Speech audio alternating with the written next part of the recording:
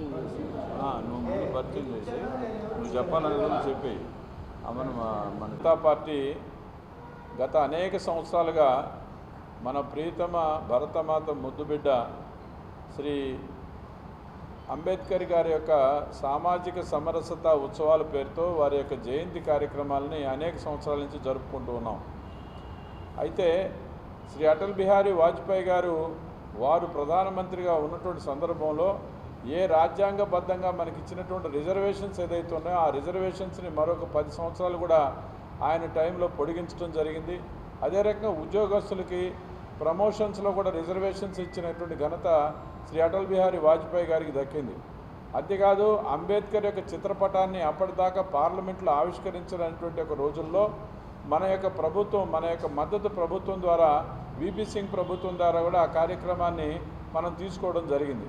తర్వాత ఇవాళ మన నరేంద్ర మోడీ గారు 2014 నుంచి ఈరోజు వరకు కూడా ఈ ప్రభుత్వం మన రాజ్యాంగ నిర్మాత డాక్టర్ బాబాసాహెబ్ అంబేద్కర్ యొక్క ఆయన లేకపోతే మేము ఎక్కడున్నామనేటువంటి పద్ధతుల్లో ఇవాళ బడుగు బలహీన వర్గాలకి అదే రకంగా నిమ్న వర్గాలకు కూడా ఈరోజు సమాజంలో అత్యున్నతమైనటువంటి గౌరవాన్ని, రిజర్వేషన్స్ యొక్క ఫలాన్ని, అభివృద్ధి కార్యక్రమాల్లో వాళ్ళని కూడా మిళితం చేస్తూ ముందుకు తీసుకుపోయేటువంటి రాజ్యాంగాన్ని నిర్మాణం చేసినటువంటి డాక్టర్ బాబాసాహెబ్ అంబేద్కర్ వారి యొక్క జీవితం నాకు ఆదర్శం అని చెప్పేసి నరేంద్ర మోడీ గారు అనేక సందర్భాల్లో చెప్పడమే కాకుండా వారు పుట్టినటువంటి మధ్యప్రదేశ్ యొక్కని ఆ యొక్క మొత్తం ఆ ప్రాంతం ఏదైతే ఉందో వాళ్ళ నాన్నగారు ఆ రోజుల్లో అక్కడ మిలిటరీ దీంట్లో పనిచేస్తున్నటువంటి వ్యక్తి. అందువల్ల ఆయన మధ్యప్రదేశ్లో ఆయన జన్మస్థానం.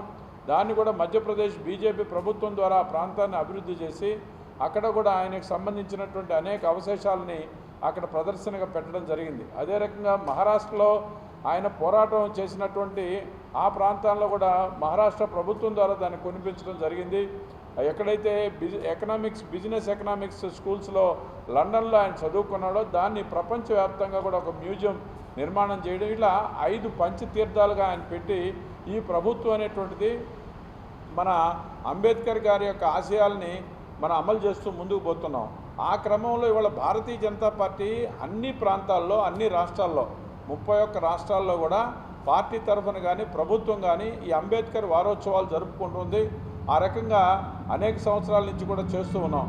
అది ఇవాళ ఆంధ్రప్రదేశ్లో ముఖ్యంగా మన పివిఎన్ మాధవ్ గారి అధ్యక్షతన మన సురేష్ గారు రాష్ట్ర దళిత మోర్చా అధ్యక్షులు వీళ్ళు ప్రత్యేకించి ఈ రోజున ఈ మార్దాన్ కార్యక్రమాలు కానీ ఈ యొక్క ఆటల పోటీలు కానీ ఇవన్నీ పెట్టడం ద్వారా దాంట్లో ప్రత్యేకించి ఎవరైతే నిమ్న వర్గాలు దళితుల్లో ఎక్కువ మంది ఇదేదైతే డబ్బు కళాకారులు ఉన్నారో వాళ్ళ సమస్యను కూడా తీసుకోవాలి.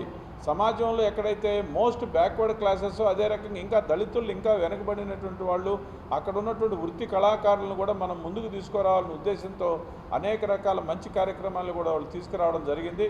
ఆ ఉద్దేశంతో ఇవాళ ఈ పోస్టర్ను కూడా మనం విడుదల చేస్తున్నామని సందర్భంగా తెలియజేస్తున్నాం.